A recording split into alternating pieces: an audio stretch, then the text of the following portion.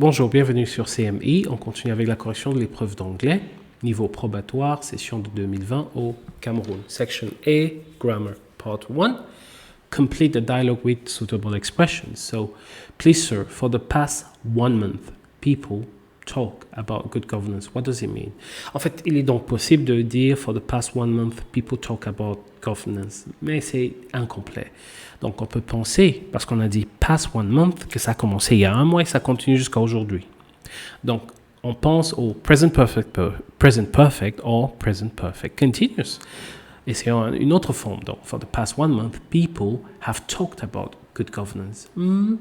For the past 1 month, people have been talking. Oh, this is nice. I like it better. So I will go for the present perfect continuous. People have been talking. Okay. What does it mean? It's a new idea. Good governance in our families, in schools, at work, in short, everywhere. Practice. Good governance, practice. Good governance is practiced. So that would be passive. Okay. How can good governance be practiced in school? So, confirmation to the answer. When we come early to school, pass our examination without cheating, of course. So here, cheating. When you're honest, hardworking and polite, it's good governance. Let's look at good governance in the country. When you're free to elect your leader, if they don't perform good, you not re-elect them. Transparency is also good governance. Bribery and corruption is bad governance. So if they don't perform well, you don't have to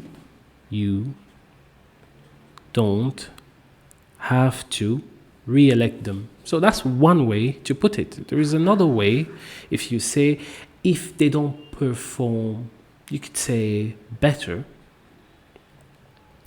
then you should not re-elect them. You should not re-elect them. Okay, so those are the two possibilities for this last part. Let's move on then. 2. Complete the second sentence so that it means the same as the first. Okay, let's do this. My daughter doesn't eat junk food because she doesn't want to gain weight. My daughter doesn't eat junk food in order not to gain weight. Although Malam had financial problems, she was always cheerful. Malam was always cheerful in spite of her financial problem. Yeah, that's good. C, you should go on a diet or start working out. Either you go on a diet or start working out. Either you go on a diet or start working out. D, why should the boy child have more privileges than the girl child? Angela wondered why the boy child should have more privileges than the girl child. Why the boy child should have more privileges than the girl child. E, my son likes to pay for things with his credit card because it's convenient. My son would rather pay for things with his credit card, because it's convenient. So it's the same. Let's move on. Alors, section B, vocabulary. Complete the exchange with the most appropriate words chosen from the box. As usual, there are more words than you need. I hear Bess and Tuma were in a fight yesterday. What was the problem again? This time, it's a case of gossip. Bess couldn't find her cell phone and jumped into conclusions. So it's an idiom. So jumped into conclusions. Okay? That Tuma had taken it. Tuma is very angry. Tell Bess that trust is very important for a good to exist, a good relationship, a good friendship. So it's equally bad to talk about others their backs, behind their backs. Again, this is behind their backs. This is an idiom, just like jumping into conclusion. Next, they really need to work out their differences. Fixed expression, we work out differences. Okay? Really need to work out the differences for the sake of peace. Tuma didn't my advice at first, but now he wants peace. Didn't accept, because when you receive an advice, you can accept it or reject it. Okay, let's move on. Now, complete each sentence with the correct word chosen from those in the brackets. Inequality between men and women result in poorer health for children or greater poverty. So poorer health and greater poverty for the family. The UN agency UNICEF found that in places where women are from family decisions, children are more likely to suffer. Okay, so is it going to be removed, included, or excluded? I'm thinking excluded. Why? Because we talked about inequality and then poorer health. So it's not included, definitely not, because it will be the opposite. It's not remove, because it's not the right expression. The suitable one is excluded. Okay, you can be part of the decision-making process or excluded from it. Okay, and for number 2, suffer from: ill-nourished, no; malnourished, no; malnutrition, yes. So malnutrition. Okay, there would be 13 million more, fewer, least malnourished children in South Asia if women had an equal say in the family. Okay, so inequality, if they had an equal say, malnourishment will reduce. So I can say less, but here I have least, so it's not going to go. Other option, fewer, definitely no more, so we left with fewer. Okay. Now, UNICEF said, good. UNICEF, family decision making in 30 countries around the world, their chief findings is that equality between men and women is vital to poverty and improving health. So I'm already thinking, because the finding is looking for equality, that this will be, in terms of poverty, reducing poverty, not increasing it. Okay? So reducing is the correct answer. Reducing, because at the beginning we said what was increasing poverty was inequality. So if we tend toward equality, it will reduce. Okay? So here, what do we have? We have control, no, quite possibly investigate or survey. But in the expression, can we say UNICEF investigates? No, investigated, because we already have the findings. So task completed. The correct answer then is surveyed. Right. Now, let's move to my favorite section, section C, comprehension. Why my favorite? You don't need to even understand the whole text. Just read the questions, look for keywords, and you're good. Okay? Right. For example, I jump straight to questions because sometimes it's quicker. How was Ebola considered in rural Africa? In which year did Ebola become an epidemic or epidemic? How was it epidemic? Okay. Name any 2 difficulties encountered in the fight against Ebola. What motivated those who are fighting this disease? Describe how an Ebola patient feels. Interesting. So already I have an idea that the text will be talking about Ebola and, what it is and how it can hurt. So I go back now in the text with that idea. Okay, here we go. No. Wow, it's a long text. Yes, I can see that. Let's go then. For decades, Ebola haunted rural African villages like some mythic monster that every few years rose to demand a human sacrifice and then returned to its cave. It reached the West only in nightmare form, a Hollywood horror film that makes eyes bleed and organs dissolve and doctors despair because they have no cure. But 2014 is the year an outbreak turned into an epidemic. I think in the questions I heard something like that, so I'm going to underline this for to come back later. An outbreak turned into an epidemic, driven by the very progress that has paved roads and raised cities and lifted thousands out of poverty. This time, it reached crowded slums in Liberia, Guinea, and Sierra Leone. It traveled to Nigeria and Mali, to Spain, Germany, and the US. It struck doctors and nurses in unprecedented numbers, wiping out a public health infrastructure that was weak in the first place. One August day in Liberia, 6 pregnant women lost their babies when hospitals couldn't admit them for complications. Anyone willing to treat Ebola victims ran the risk of becoming one. There was little to stop the disease from spreading further. Governments weren't equipped to respond. The World Health Organization was in denial. First responders were accused of crying wolf, even as the danger grew.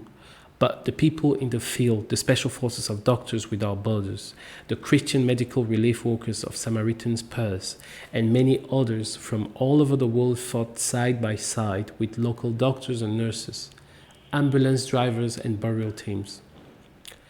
Ask what pushed them, and some talk about God, some about country, some about the instinct to run into the fire, not away. If someone from America comes to help my people, and someone from Uganda, says Iris Marto, a Liberian nurse, then why can't I? Fode Gala, an ambulance driver who survived infection, calls his immunity a holy gift. I want to give my blood so a lot of people can be saved, he says. I'm going to fight Ebola with all my might. DWB nurse's assistant, Salome Karwa, stayed at the bedsides of patients, bathing and feeding them, even after losing both her parents, who ran a medical clinic, in a single week and surviving Ebola herself. It looked like God gave me a second chance to help others, she says. Tiny children watch their parents die, and no one could so much as embrace them, because embraces could kill. You see, people facing death without their loved ones, only with people in space suits, says DWB President Dr. Joanne Liu. You should not die alone with spacesuit men. Those who contracted the disease encountered pain like they had never known. It hurts like they are bursting your head with an axe, Carver says. One doctor overheard his funeral being planned. Asked if surviving Ebola changed him, Dr. Ken Brantley turns the question around. I still have the same faults that I did before, he says, but whenever we go through a devastating experience like what I've been through, it's an incredible opportunity for improvement of something. We can say, how can I be better now because of what I've been through? Not to do that is kind of a shame.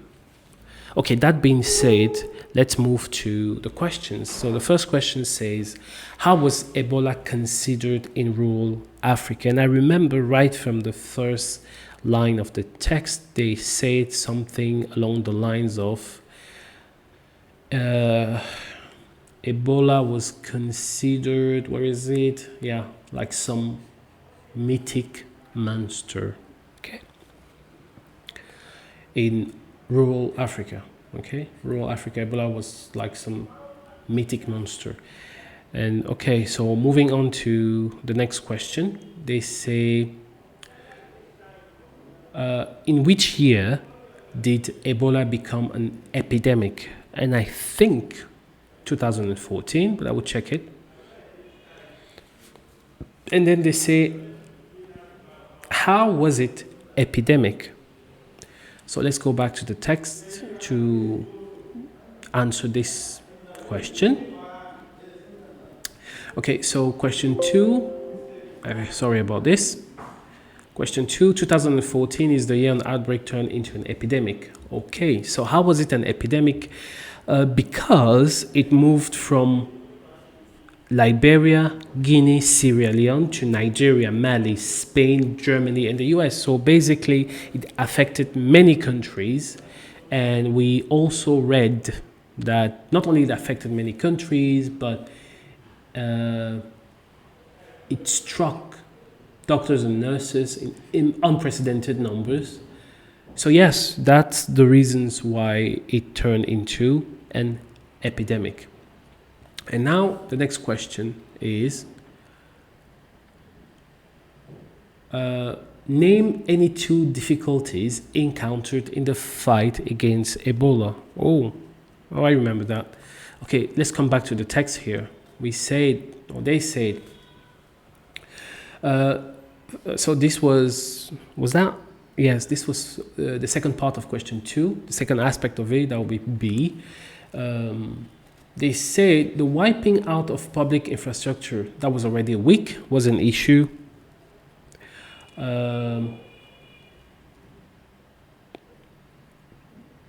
Complications with patients. And I remember the government wasn't equipped. And I think another issue had to do with the World Health Organization being in denial. That's the worst that can happen. If the organization in charge of the health says everything is fine, then we're in trouble. So yes, I would say, what was the question again? Let's go back. Any 2 difficulties? Okay, I named more than 2, but it's okay. So 2 difficulties encountered. I keep forgetting this. 2 difficulties encountered. So we had public health infrastructure complications of patients, ill-equipped government. Okay, so it's in the text. Let me underline it so I don't have to write. So yes, we had, this is the first part, the second part. So you can call this star, double star, triple star, and 4 star. Okay, feel free to choose the answer you like best. Okay, let's move on to question 4. What motivated those who are fighting this disease? Oh, I remember exactly where I read that. Was it not here? Yes, exactly. So this will be for question 4. Ask what pushed them.